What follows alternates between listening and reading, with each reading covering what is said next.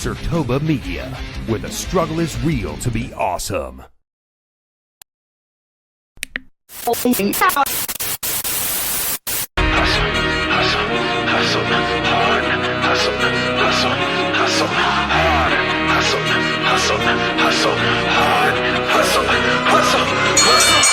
that weight to get that dough, but I don't break cause I've been broke. If ain't no pain, then ain't no growth. To keep it 100, I came in to run it and bet if I had to, I'd do it again. It ain't no race if I don't win. I push that weight to get that dough, but I don't break cause I've been broke. If ain't no pain, then ain't no growth. To keep it 100, I came in to run it and bet if I had to, I'd do it again. It ain't no race if I don't win. Trust I'm coming up for that top spot, coming up for that throne. Trust I'm coming up for that drop top, cool sitting. Hey, what's good, everybody? Welcome back to another episode of The Grind. I am your host, Korrey, and we are here to talk about all things WWE. And you can catch The Grind on many different social media platforms, especially this one here. If you're looking for full episodes, that is Sertoba Media. You can catch it every single Saturday, 4 p.m. Eastern, right here on Sertoba Media, S-I-R-T-O-B-A. Like, share, subscribe, Sertoba Media on all social media platforms. And you can catch The Grind on other social media platforms. Those platforms will be available for you all to see at the end of today's episode. Now, let's get into what we got for today. If ain't no pain, then ain't no growth. To keep it 100, I came in to run it and bet if I had to, I'd do it again. Today is not a real happy day, and it's unfortunate to have a conversation about these things, but it kind of got my mind going on three different points. So recently, over the last 24 hours, 48 hours, there's been some releases throughout the WWE ecosystem. And before I even get into that, my heart goes out to them, to their families, their loved ones. I wish them nothing but the best. And I really, really hope that, you know, you all go out, you don't let that fire die, and you continue to prove WWE wrong and in the fact that they released you. But specifically, you know, we're here to talk about all things WWE, and, you know, releases are a part of the game. Every year around this time, right after WrestleMania, a couple weeks or so, they go through budget cuts every year. And it's weird to me because they've had record numbers as far as monetary things, with sponsors now being on their mats and being on the ring mat and on the LED boards outside the ring and things of that nature. The real hookup with TKO now, and I don't know, it just feels weird to me. A few of them anyway. So I want to go through the list of people who were released and kind of share 3 points of releases that I really want to get into today. So I got my list here. So the list of WWE superstars that were released as of this moment.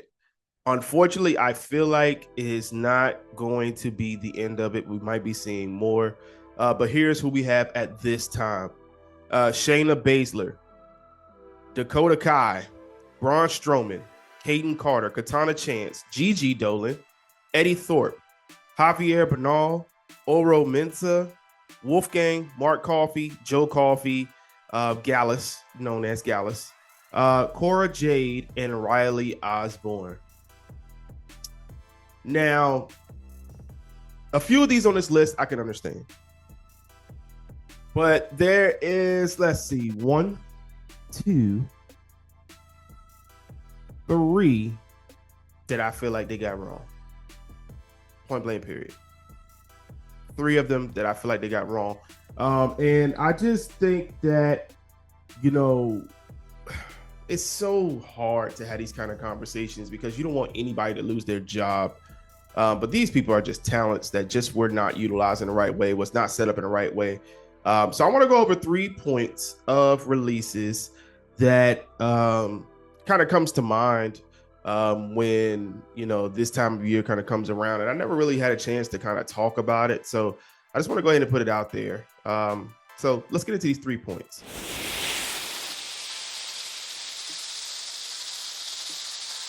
All right. Number 1 point, business. And, you know, it's the unfortunate part of business. I have been fortunate enough to be a part of an establishment that does business in this way from time to time. And Fortunately, it has not approached my door, with being released or having to find a new job and things of that nature. I'm blessed in that regard, but I know like the feeling, the type of anxiety that it brings up. And this is just business. It's a part of business. Businesses are in it to make themselves money. And, if you're not a part of helping that business make money, then it makes you expendable. And I think like businesses don't always get it right. Let me be the first one to say it. They do not always get it right, as you will find out here in a moment. They do not always get it right, but they're always in the business of making sure that they're sustainable into the future, that their investors are happy, et cetera, et cetera, et cetera. It's a bunch of butt kissing, I'll put it that way, in order to keep the business above, keep it afloat. And sometimes, the power of the fans isn't enough to really, turn a decision. So, it kind of sucks, but it's just the nature of the beast, y'all. It's the nature of the beast. There ain't a whole lot we can do about that. Number 2, superstar ownership. What I mean by superstar ownership is that superstars need to realize that they are responsible for their character. Think about it in the regular aspect of in the normal working world, right? For us normal people. When you get a job, they do some training with you, etc., and then it's kind of like it's up to you to execute that job moving forward. Now, they always want to hear like your thoughts, your ideas, etc., that can help make the job a lot easier. But it's up to you to make sure that job is executed on a day-to-day basis. And I think there's not enough superstars that's willing to go beyond just wrestling in order to see that they are more than just a wrestler. And that is why WWE went to World Wrestling Entertainment, because it honestly is more than just wrestling. Nowadays, you got to have character work. You got to be able to captivate the fans, right? And captivating the fans, just being a great wrestler is not enough. It's got to be about your aura, as the kids say these days, even though aura's been around forever. It's got to be about your interests. It's got to be about what ring gear you have. What moves can you do? How can you talk? Are you able to change your character from here and there and evolve and still be relevant? And I don't think there's enough superstars that own their character in the way that they should, which makes them expendable, unfortunately. Some people don't understand how risks work, aka Karrion Kross. I'm telling you now, if WWE does anything with Karrion Kross, WWE headquarters need to be like suited down, booted down with the army and everybody else, because somebody gonna burn that building down if they let Karrion Kross up out of there. Proverbially, okay, hypothetically speaking, okay, not okay. Just relax. But I do feel like superstars don't do enough. I think Karrion has done enough to keep himself relevant, which is why he's still around. And that's just for instance, he's not waiting on nobody else to give him the green light to do something. He's working towards what he wants. And you can't do nothing but respect that. And hopefully, just eventually they do something with him. And it's a few others that's just like him. And then also, as far as superstar ownership, that they're developing younger talent eventually to take your spot. And if you're not doing anything to keep yourself relevant, or you have not built a strong enough stardom to keep your position, such as a Roman, a Becky, a Seth, a few others, a Charlotte, a few others. Like, if you have not built your star power to that point, then come on, what's the point? So you make yourself expendable in that way. Own your property, own who you are, own your development, and maybe some of them will stick around a little more. And then the third one, creative.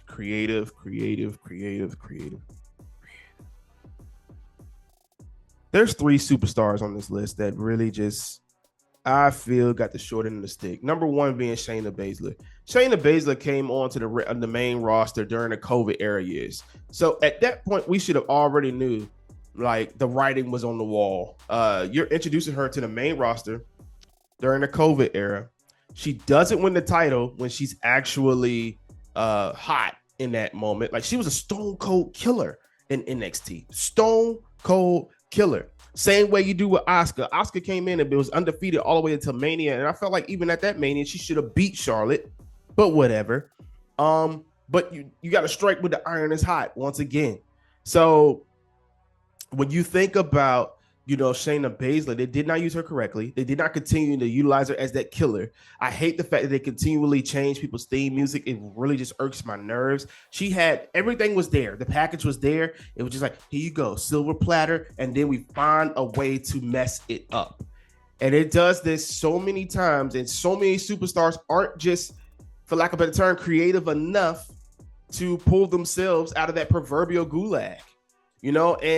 Creative during that other era, before the era we're in now, really screwed up a lot of wrestlers that came from NXT onto the main roster.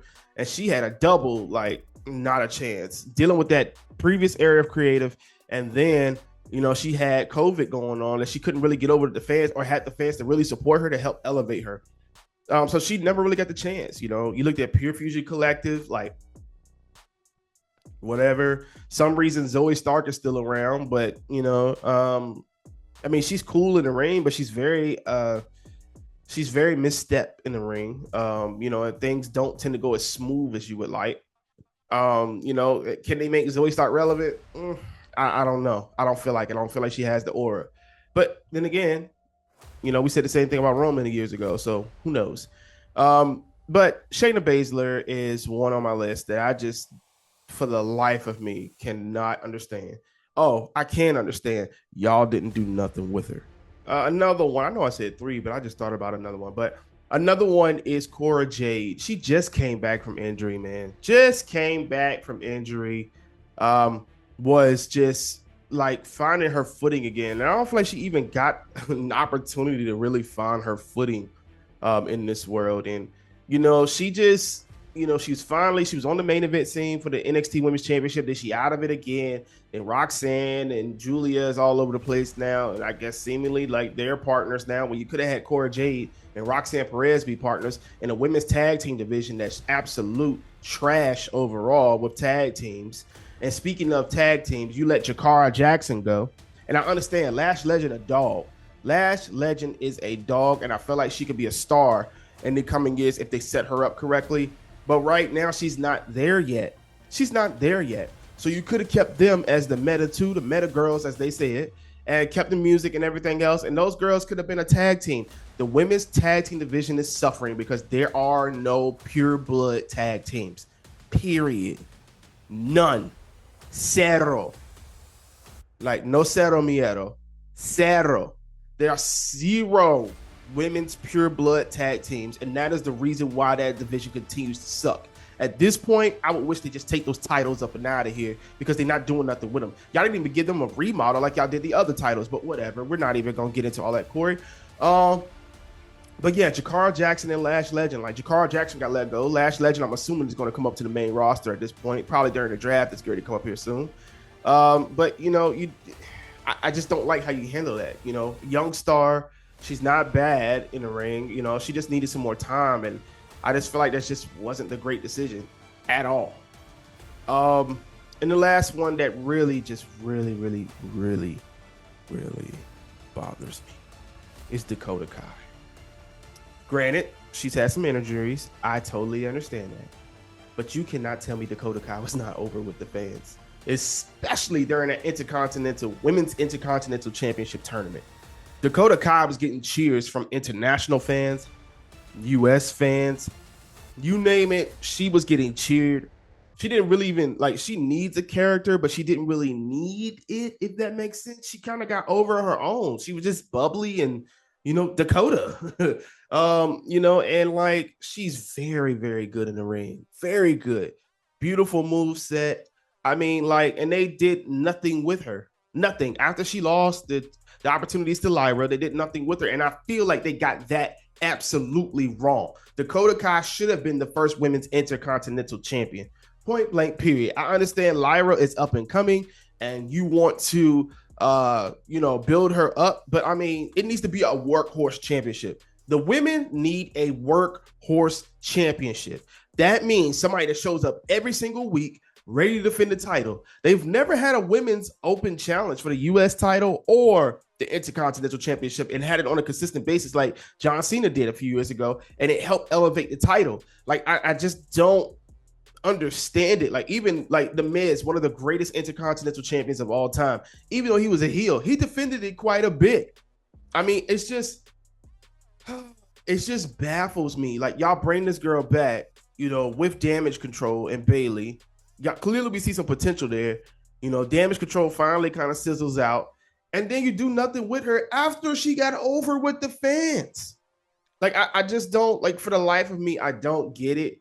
Like, this is a talent that I would have kept, and there's so many other people on this doggone roster that you could have let go. I hate to say it that way, like, because like I said in the beginning, I don't want nobody to lose their job, but there's others on this roster that you could have let go. Period. That you could have let go and then could have kept Dakota Kai, because Dakota Kai is amazing. And then did something with her. You know, she could have been like that bubbly psychotic type character. Like, you could have did something with her, like her losing the Intercontinental Championships, like you're doing with Becky and Lyra right now, which is going to be a good match, I feel like. But we need to figure out a way to elevate that title. I feel like Dakota Kai would have been that workhorse champion. She could have been on every single week defending that title, and I felt like it would have made all the difference. But she didn't deserve this, man. She's going through this again with WWE, and I'll be honest, it'll leave a bad taste in my mouth, especially when I've shown up and I've done everything that you asked me to do. Come on, man. Y'all took away a fan favorite. Come on, dog. We got to do better. We got to do better. There are others on this roster. What are we doing with Maxine Dupree? I ain't even trying to be funny. What are we doing with Maxine Dupree? Like, you know, Natalya is a vet, so, you know, she kind of, I ain't mad about the Natalya thing. Like I said, Zoe Stark, like, is she over with the fans? Is she better than Dakota in the ring?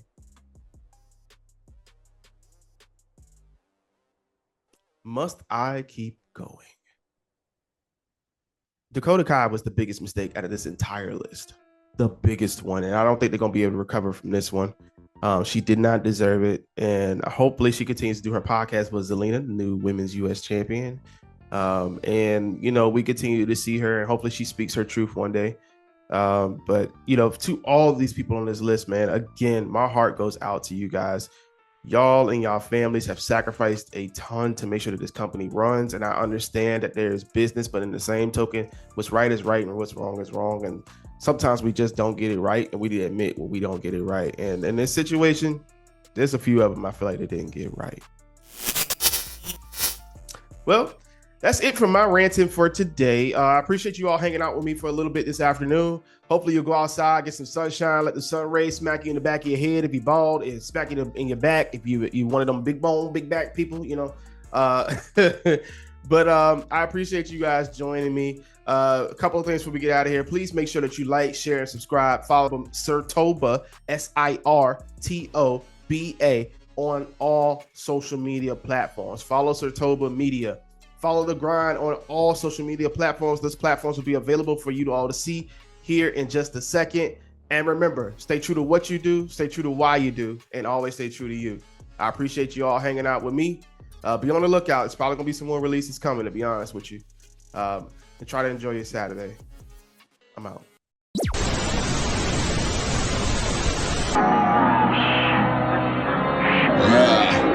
I push that weight to get that goal, but I don't break 'cause I've been wrong.